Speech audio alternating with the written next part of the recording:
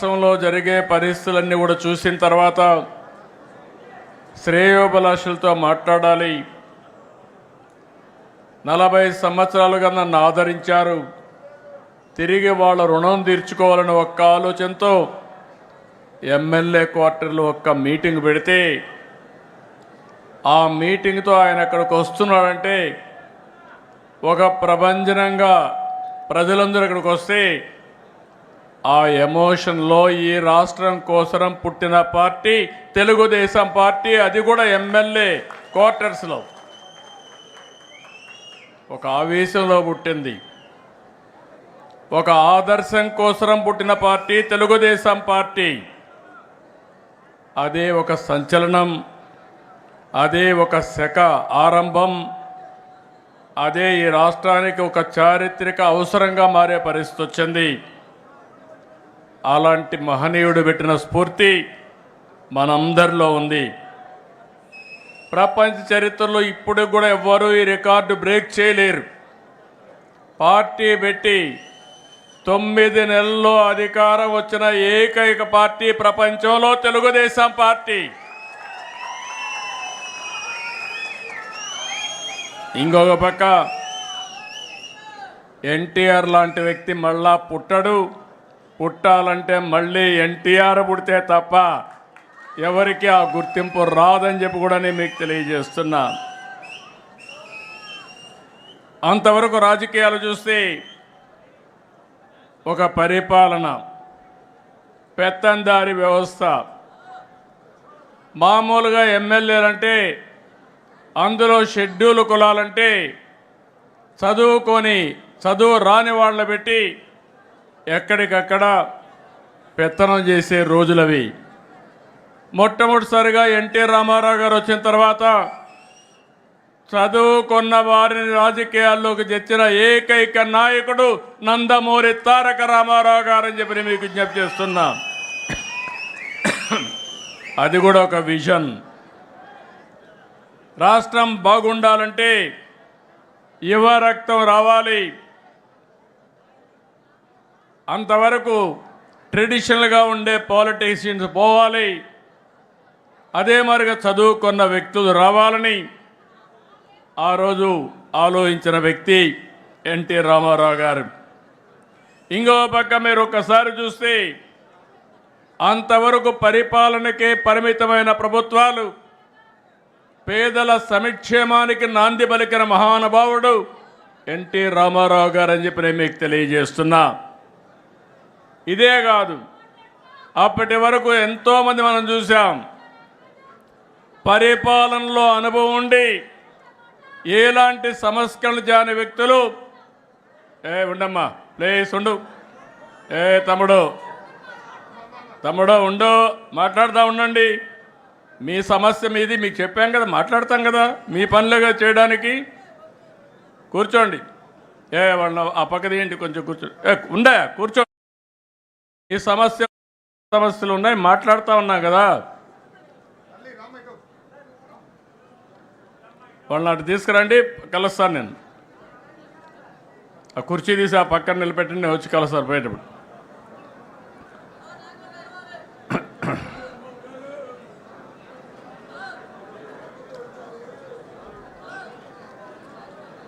ఇన్నయ్య అడిగిరా, మరీ అతిలుగా తయారవుతారు.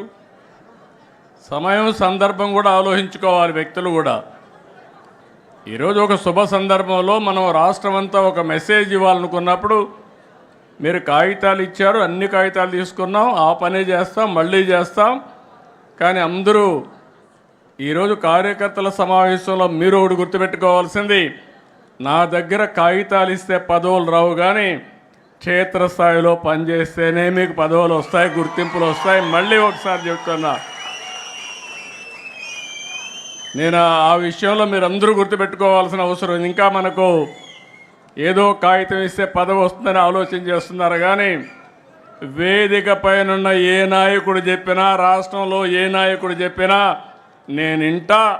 నిర్ణయం మాత్రం మీ పని మీదనే ఆధారపడుతుందని మరొకసారి విజ్ఞప్తి చేస్తున్నా. ఒకప్పుడు మనం ఒకసారి ఆలోచిస్తే ఈ పార్టీకి మనందరం వారసులం. ఈ విషయం మీరందరూ గుర్తుపెట్టుకోవాల్సిన అవసరం ఉంది. నేను కూడా ఈ పార్టీకి ఒక అధ్యక్షుడిని, ఒక టీం లీడర్ని మాత్రమే. నా ఆలోచన తెలుగుదేశం పార్టీ శాశ్వతంగా ఉండాలి. తెలుగువారున్నంత వరకు తెలుగువారి కోసం తెలుగుదేశం పార్టీ ఉంటుంది. దాంట్లో ఏమాత్రం అనుమానం లేదు. మన అందరం వారసులం మాత్రమే కానీ పెత్తందారులు మాత్రం కాదు. ప్రతి ఒక్క కార్యకర్తకు న్యాయం చేసి తిరిగి ఈ సాంప్రదాయాన్ని భావితరాలకు అందించవలసిన బాధ్యత మనందరిపైన ఉందని చెప్పి మరొకసారి విజ్ఞప్తి చేస్తున్నా. అందుకే మీరు ఒక్కసారి చూస్తే ఎన్నో పార్టీలు వచ్చాయి. చాలా పార్టీలు ఎప్పటికప్పుడు కనుమరుగయ్యే పరిస్థితి కూడా వచ్చింది. కానీ అన్ని రాజకీయ పార్టీల కంటే తెలుగుదేశం పార్టీ భిన్నంగా పనిచేశాం. మీరు ఒక విషయం గుర్తుపెట్టుకోవాలి. తెలుగుదేశం పార్టీని లేకుండా చేస్తామని చాలామంది ప్రయత్నం చేశారు. కానీ ప్రయత్నం చేసిన వ్యక్తులు కాలగర్భంలో కలిసిపోయారు. ఎవ్వరూ తెలుగుదేశం పార్టీని ఏమీ చేయలేకపోయారు. ముహూర్త బలం చాలా గొప్పది. అదే మాదిరిగా తెలుగుదేశం పార్టీ సంకల్పం కూడా చాలా గొప్పదని చెప్పి కూడా నేను మీకు తెలియజేస్తున్నా. ఇంకొక శతాబ్దం కాదు. ఒకప్పుడు చెప్పుకునేవారు ఏదైతే గుప్తుల నాటి స్వర్ణ యుగమని, చరిత్రలో తెలుగుదేశం నాటి స్వర్ణ యుగం అని చెప్పుకునే రోజులు శాశ్వతంగా వస్తాయని కూడా మీ అందరికీ విజ్ఞప్తి చేస్తున్నా. 4 దశాబ్దాలు 43 సంవత్సరాలు ఎన్నో సంక్షోభాలు వచ్చాయి. ప్రతి ఒక్క సంక్షోభాన్ని అవకాశంగా తీసుకున్నాం. అదే సమయంలో ఎన్నో సవాళ్లు అధిగమించాం. దానికి కారణం వేదిక పైనుండే వాళ్ళకంటే వేదిక కింద నుండే కార్యకర్తలే ముఖ్యం అని చెప్పి కూడా మీకు తెలియజేస్తున్నా.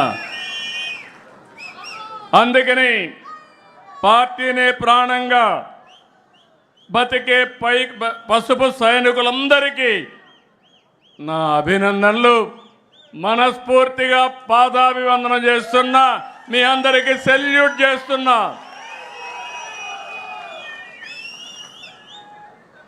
ఇంకో పక్క మనం అందరం కూడా పుడతాం, చనిపోతాం. కానీ ఎన్టీ రామారావు గారిని ఒక యుగ పురుషుడిగా ఆలోచిస్తాం.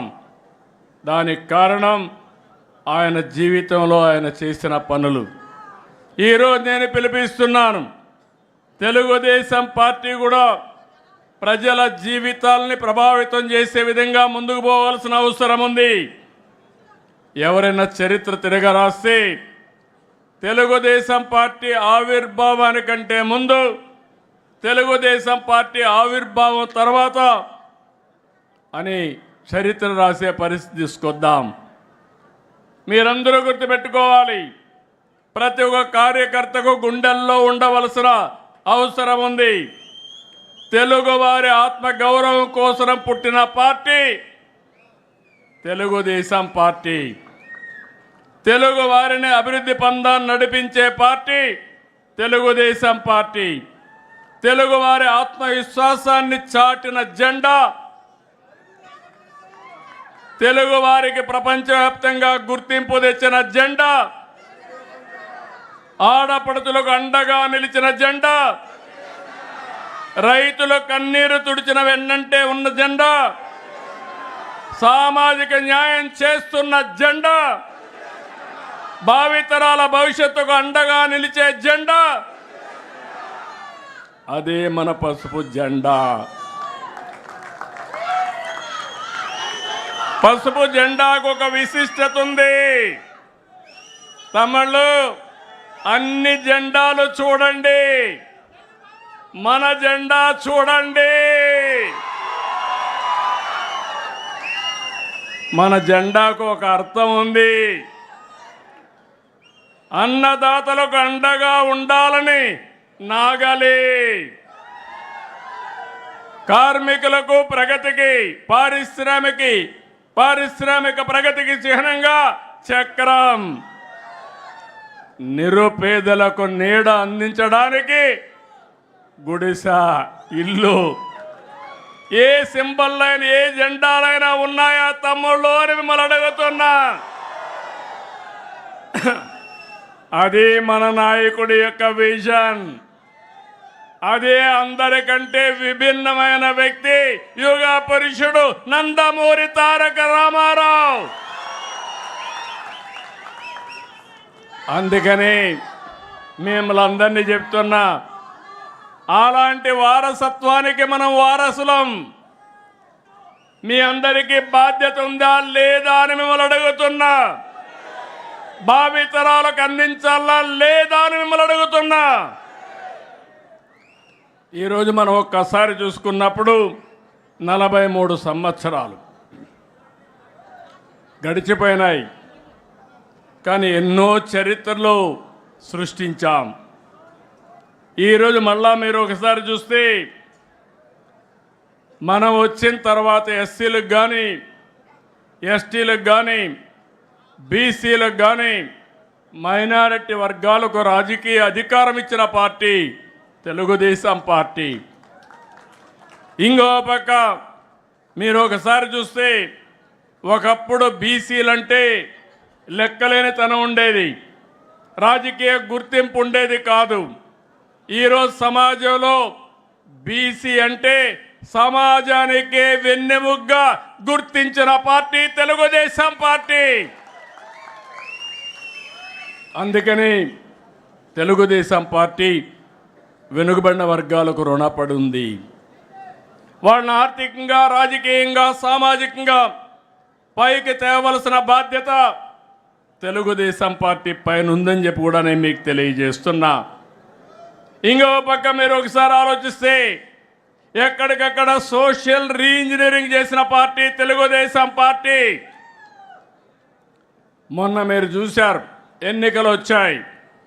ఎన్నికలు వస్తే అన్ని వర్గాలకు, అన్ని కులాలకు రాజ్యాధికారంలో భాగస్వాములు చేస్తూ ఎమ్మెల్యేలుగా, ఎంపీలుగా సీట్లు ఇచ్చామంటే అది తెలుగుదేశం పార్టీ చూపించిన చొరవ. భవిష్యత్తులో కూడా నేను హామీ ఇస్తున్నాను, ఏ కులం కూడా మాకు అన్యాయం జరిగింది అనకుండా అందరికీ న్యాయం చేసే ఏకైక పార్టీ, ఏకైక జెండా తెలుగుదేశం పార్టీ జెండా. మొన్ననే మీరు చూస్తే ఒక సామాజిక న్యాయం కోసం నేను 96లో ఎస్సీ వర్గాల్లో ఏబిసిడి కేటగరైజేషన్ కావాలంటే ఆ రోజు ఆలోచించి మాదిగలకు కూడా ప్రాధాన్యత ఇవ్వాలి, ఎవరికి అన్యాయం జరగడానికి వీలు లేదని కేటగరైజేషన్ నాంది పలికాం. అది ఇక్కడ అక్కడ తిరిగి సుప్రీంకోర్టు వరకు వెళ్ళి కొన్ని రోజులు అనుభవించిన తర్వాత కొట్టేస్తే ఆ రోజు ముఖ్యమంత్రిగా చేసిన చట్టాన్ని మళ్ళీ దేశానికి ఆదర్శంగా కేటగరైజేషన్ చేసే అధికారం తెలుగుదేశం పార్టీకి వచ్చిందంటే ఇది ఒక చరిత్ర. ఎప్పుడు కూడా మనం ఒకటే ఆలోచిస్తున్నాం, ఏ కొద్ది మందో బాగుంటే కరెక్ట్ కాదు. సమాజంలో అందరూ బాగుండాలి, అందరి హితం కోసం తెలుగుదేశం పార్టీ పనిచేయాలి, పేదవాళ్ళకు అండగా ఉండాలి. అలాంటి స్ఫూర్తితోనే మనం ముందుకు పోతున్నాం. ఈరోజు నేను మిమ్మల్ని అందరినీ అభినందిస్తున్నాను. ఎన్టీ రామారావు గారు చైతన్య రథం ఎక్కి వీధుల మీద పడితే గ్రామాలకు వస్తే 9 నెలలు రాత్రింబగళ్ళు పనిచేసిన కార్యకర్తల్ని అభినందిస్తున్నాను. వస్తున్నా మీకోసం. నేను రాష్ట్రంలో తిరిగితే 208 రోజులు 2817 కిలోమీటర్లు ఎట్లా చేశానో నాకే తెలియదు, కానీ నాకు అండగా నిలిచిన నా పార్టీ కుటుంబ సభ్యులకి అభినందనలు. యువగళం పేరుతో లోకేష్ గారు 226 రోజులు 3112 కిలోమీటర్లు 2024 అధికారంలోకి రావడానికి దోహదం చేసిన యువగళానికి నీరాజనాలు పలికింది కూడా మీరందరూ. ఈరోజు తెలుగుదేశం పార్టీ ఒక విషయం మీరందరూ గుర్తుపెట్టుకోవాల్సిన అవసరం ఉంది. ఇది ఒక ప్రాంతీయ పార్టీనే కాదు, జాతీయ భావాలుండే దేశభక్తి కలిగిన పార్టీ తెలుగుదేశం పార్టీ. ఎవరికి అవకాశాలు రావు, మనకు అవకాశాలు వచ్చాయి. నేషనల్ ఫ్రంట్ ఏర్పాటు చేసి ప్రత్యామ్నాయ గవర్నమెంట్ ఏర్పాటు చేసిన వ్యక్తి నందమూరి తారక రామారావు గారు. యునైటెడ్ ఫ్రంట్ ఏర్పాటు చేసిన పార్టీ తెలుగుదేశం పార్టీ.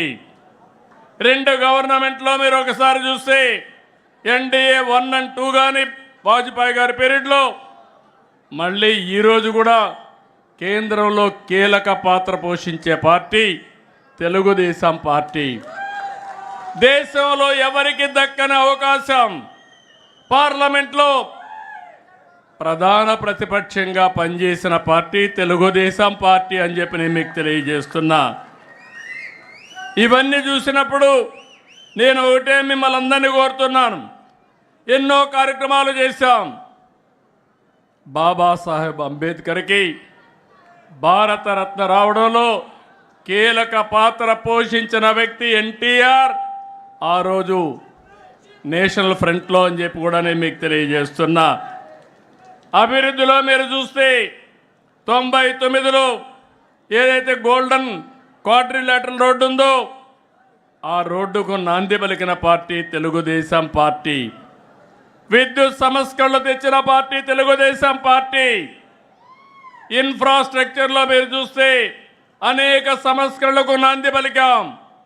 ఈరోజు సంపద వచ్చిందంటే ఆ సంపద రావడానికి ముందు చూపుతో పనిచేసిన పార్టీ తెలుగుదేశం పార్టీ అని చెప్పి నేను మీకు తెలియజేస్తున్నా. ఒక సంస్కరణ కాదు, విద్యా సంస్కరణ తీసుకొచ్చాం. నేను ఎప్పుడూ ఒకటే ప్రగాఢంగా భావిస్తాను. ప్రభుత్వం వల్ల, ప్రభుత్వ విధానాల వల్ల జీవితాలు మారతాయి. అదే ప్రభుత్వ విధానాల వల్ల, ప్రభుత్వ పనితనం వల్ల ప్రజల జీవితాలు నాశనం అవుతాయి. ఈ విషయం మీరు గుర్తుపెట్టుకోవాల్సిన అవసరం ఉంది. 25 సంవత్సరాల కంటే ముందు నేను హైదరాబాద్ ఏ విధంగా ఉండాలి, తెలుగు జాతికి ఏ విధంగా సంపద సృష్టించాలనో ఒక నగర నిర్మాణానికి ప్రారంభిస్తే ఈరోజు గర్వంగా చెప్పగలుగుతున్నా. ఆ రోజు మనం తెలుగుదేశం పార్టీ ప్రారంభించిన పనుల వల్ల తెలంగాణ రాష్ట్రం నెంబర్ 1 స్టేట్గా ఎక్కువ తలసరి ఆదాయం వచ్చే రాష్ట్రంగా తయారైందంటే అది తెలుగుదేశం పార్టీ కాంట్రిబ్యూషన్. అది ఈరోజు ఇంకొక మాట కూడా చెప్తున్నా మీ అందరికీ. ఈరోజు 25 సంవత్సరాల కంటే ముందు నేను ఐటీ మాట్లాడా, హైటెక్ సిటీ కట్టా, ప్రజల్లో చైతన్యం తీసుకొచ్చా. అప్పుడు నన్ను నమ్మలేదు. కానీ ఈరోజు మీరు చూస్తే మీ ఊర్లో ఎంతమంది ప్రపంచంలో వేరే దేశాల్లో ఉన్నారో చూస్తే దానికి దోహదం చేసిన పార్టీ తెలుగుదేశం పార్టీ. అది సాధించిన జెండా తెలుగుదేశం పార్టీ జెండా. ఈరోజు నేను గర్వంగా చెప్పగలుగుతున్నాను. ఏ దేశమైనా వెళ్ళండి, ప్రతి ఒక్క ఊర్లో కూడా మంచి కాలనీలు ఉంటాయి, అంటే డబ్బులు ఉండేవాళ్ళు.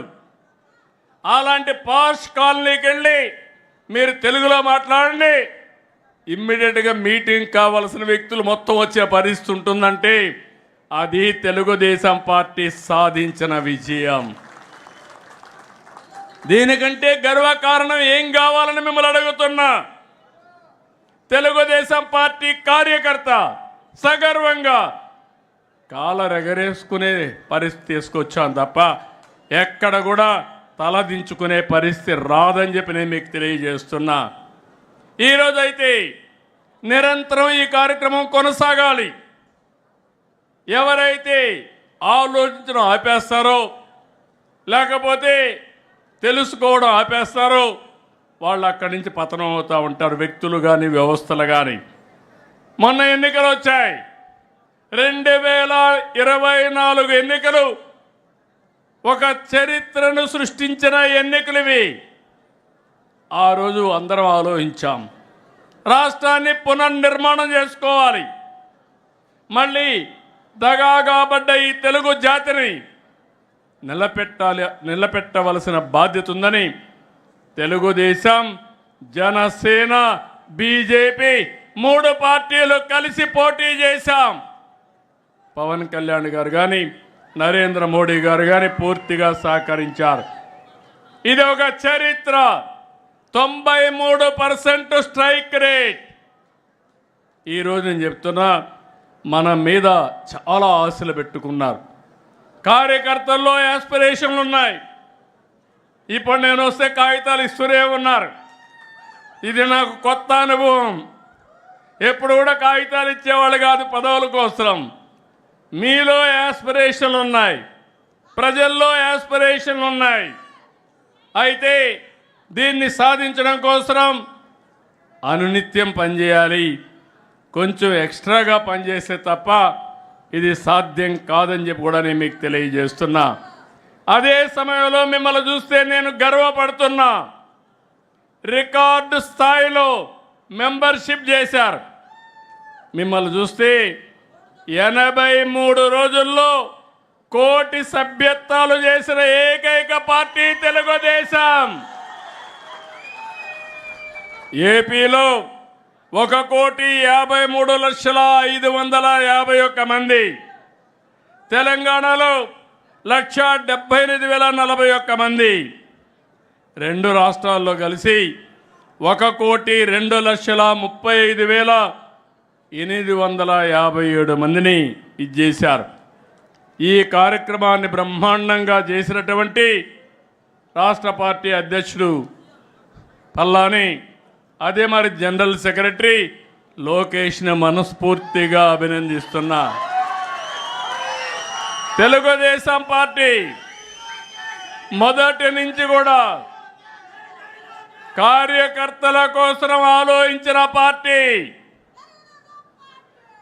ఓసారి నాకు బాధ కలిగేది, నిద్రపోని రోజులున్నాయి. ఒక కార్యకర్తని నడి రోడ్డు మీద చంపినప్పుడు, నా కుటుంబ సభ్యుడిని చంపినప్పుడు ఎంత బాధపడ్డానో మీరు గుర్తుపెట్టుకోవాలి. అందుకే అలాంటి కార్యకర్తల కోసం దేశంలో ఎవ్వరూ పెట్టలేదు. స్కూల్ పెట్టి ఆ పిల్లల్ని చదివించి మళ్ళీ వాళ్ళ తండ్రి ఉంటే తండ్రి లేని లోటు ఉండదేమో కానీ నేను మాత్రం వాళ్ళ జీవితాలకు వెలుగు సాధించి పెట్టే వరకు వారికి అండగా ఉన్నానంటే అది తెలుగుదేశం పార్టీ. ఈరోజు మీరు ఇక్కడికి వస్తున్నారు, వేరే రాజకీయ పార్టీలు చూస్తున్నారు.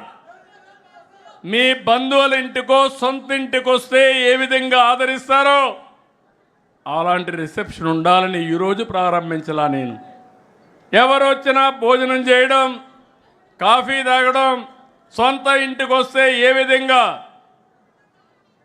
ఆదరణ చూపిస్తారో అలాంటి ఆదరణకు చూపించిన పార్టీ తెలుగుదేశం పార్టీ అని చెప్పి కూడా నేను మీకు తెలియజేస్తున్నా. అదే సమయంలో ఒక విషయం మీ అందరికీ గుర్తు చేస్తున్నాను. ఎన్నో ఆటుపోట్లు వచ్చాయి, ఎన్నో సవాళ్ళు వచ్చాయి, ఎంతోమంది మిమ్మల్ని ఎన్నో విధాల బాధ పెట్టారు. 43 ఏళ్ల సుదీర్ఘ ప్రయాణంలో మీ త్యాగాలు చూశాను, మీ కష్టాలు చూశాను, మీ ధైర్య సాహసాలు చూశాను. అదే సమయంలో అంతకు మునుపు కంటే 2019-24లో మీరు పడిన బాధలు చూశాను. అనునిత్యం ఎన్నో ఇబ్బందులు వచ్చాయి. మీ ఆస్తుల్ని విధ్వంసం చేశారు. కడాన మీరు చూస్తే చంద్రయ్య లాంటి వ్యక్తి మెడ మీద కత్తి పెట్టి నువ్వు కానీ తెలుగుదేశం పార్టీని వదిలేస్తే నీ ప్రాణం కాపాడుకుంటావంటే నా ప్రాణం పోయినా పర్వాలేదు, తెలుగుదేశం పార్టీ జెండా మాత్రం మోస్తూనే చనిపోతానని జై తెలుగుదేశం, జై చంద్రబాబు అని తుది శ్వాస వదిలిపెట్టాడంటే నా జీవితంలో ఏ విధంగా మర్చిపోతాను మీ త్యాగాలని చెప్పి నేను మీకు తెలియజేస్తున్నా. అలాంటి త్యాగాలు చేసిన వ్యక్తులు ఈ పార్టీలో ఉండడం గర్వకారణం. మీరు నరేగాలో పనులు చేస్తే డబ్బులు ఇవ్వకుండా కావాలని వేధించి మిమ్మల్ని ఆర్థికంగా దెబ్బతీసే ప్రయత్నాలు చేశారు.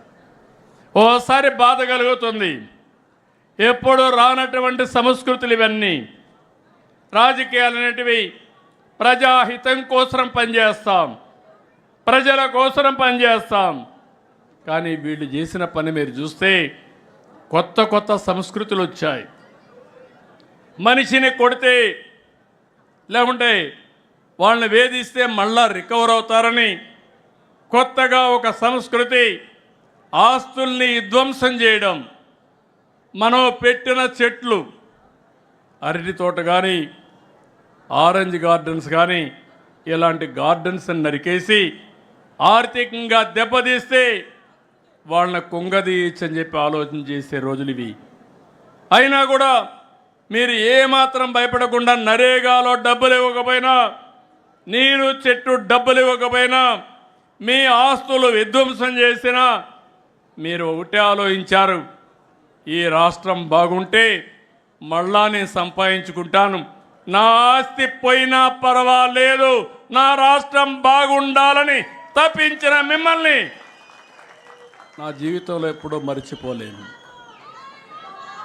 అలాంటి కేసులు చాలా చూశాను.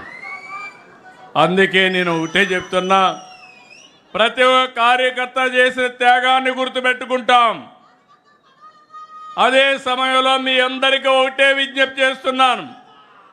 నేను బయట వస్తే కిలోమీటర్లు పరిగెత్తిన కార్యకర్తలు ఉన్నారు. అదే పని. ఓసారి ఎన్నో ఇబ్బందులు క్రియేట్ చేసినా, ఇండ్లల్లో ఉండడానికి వీలు లేకపోయినా పార్టీ కోసం పనిచేశారు. ఎన్నో కేసులు పెట్టారు. మా తమ్ముడు చెప్తున్నాడు, తప్పకుండా 95 సీఎంగానే ఉంటా. మీకు డౌట్ ఏం అవసరం లేదు. మంచికి మంచిగా ఉంటా. ఎవడైనా చెడు చేసి తప్పించుకోవాలంటే తాట తీస్తా. దాంట్లో సందేహం లేదు. శ్రీకృష్ణుడు కూడా తప్పలేదు, దేవుడికే తప్పలేదు. తప్పు చేసిన వాళ్ళని శిక్షించకపోతే మంచిని కాపాడలేము. కానీ ఇక్కడ మీరు గుర్తుపెట్టుకోవాల్సింది, శిక్షించేటప్పుడు కూడా ఎవరైతే తప్పులు చేశారో నిజమైనటువంటి వ్యక్తుల్ని శిక్షిస్తే ప్రజలు కూడా అప్రిషియేట్ చేస్తారు. కానీ మనం చేసేది రాజకీయ కక్షల కోసం పోతే మాత్రం ఎవరు విశ్వసించరని చెప్పి నేను మీకు తెలియజేస్తున్నా. ఇంకో పక్క నేను ఒకటే మీ అందరికీ హామీ ఇస్తున్నాను. ప్రజాస్వామ్యంలో పార్టీ కార్యకర్తలు చాలా ముఖ్యం. జెండా మోసేది మీరు, ప్రజల్లో చైతన్యం తీసుకొచ్చేది మీరు, ప్రభుత్వం యొక్క సందేశాన్ని ప్రజల్లోకి తీసుకుపోయి ఎక్కడికక్కడ ప్రజల్లో ప్రభుత్వం పట్ల పాజిటివ్గా క్రియేట్ చేసేది మీరే. అందుకే నాకు ఎప్పుడూ జ్ఞాపకం, తెలుగుదేశం పార్టీ కార్యకర్తలుగానే హుషారుగా ఉంటే తెలుగుదేశం పార్టీకి ఓటమే లేదు.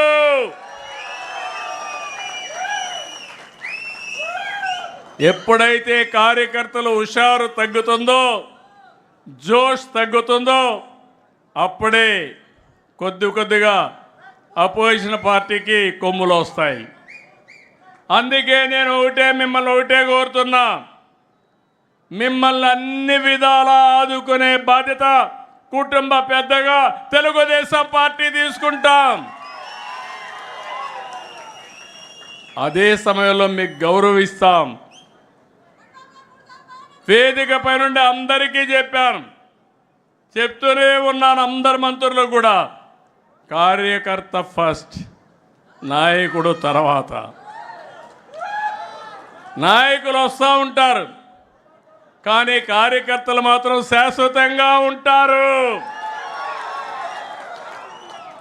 అదే సమయంలో కార్యకర్తలు ఆలోచించాల్సింది ఈరోజు రేపు ఎల్లుండి ఆలోచించండి, ఈరోజే ఆలోచించద్దండి.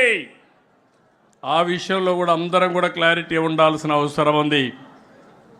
సంక్షేమ కార్యక్రమాలు, అభివృద్ధి కార్యక్రమాలు అందరికీ చేస్తాం, కానీ తెలుగుదేశం కార్యకర్తకు గుర్తింపిస్తాం, ఎన్డీఏ నాయకులు గౌరవిస్తాం, పనులన్నీ మీ ద్వారానే జరగాలనేది నా అభిమతం అని చెప్పి మరొక్కసారి మీకు తెలియజేస్తున్నా. ఎవరైనా నాయకులు దీనికి విభిన్నంగా పనిచేస్తే ఆ నాయకులు నియంత్రణిస్తా, మొహమాటం లేదు. తెలుగుదేశం పార్టీకి ఒకటి శాశ్వతంగా ఉండాలి. మనం ట్రస్టీలు మాత్రమే, మనం పెత్తదారులు కాదు. తెలుగుదేశం పార్టీకి ఒక సిద్ధాంతం ఉంది.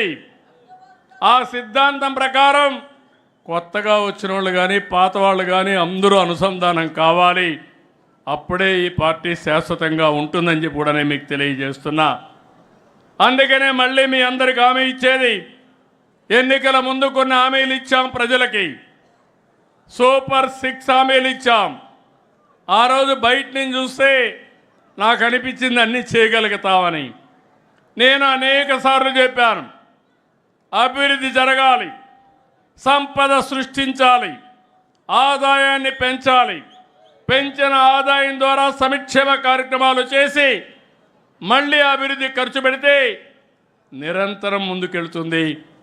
లేకపోతే అప్పులు చేసి సంక్షేమ కార్యక్రమాలు ఇస్తే కొన్ని రోజుల తర్వాత ఆగిపోతాయి. ఈరోజు అలాంటి పరిస్థితుల్లో మనం కోరకపోయాం. 9,74,000 కోట్ల రూపాయల అప్పులు, దీనికి వడ్డీ కట్టాలి.